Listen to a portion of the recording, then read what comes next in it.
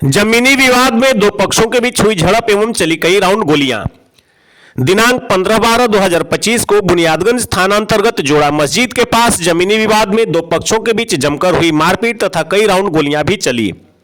Viral हो रहे प्राप्त वीडियो में एक व्यक्ति के दाहिने हाथ में गोली लगते हुए देखा जा रहा है।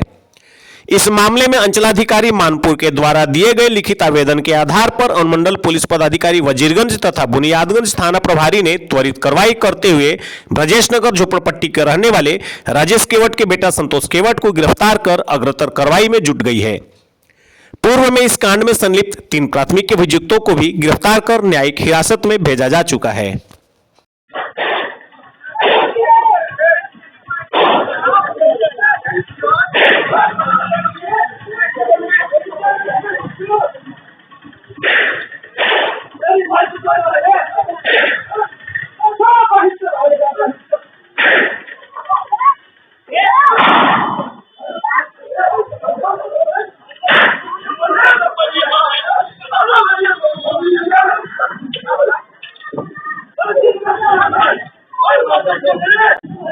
Let's go!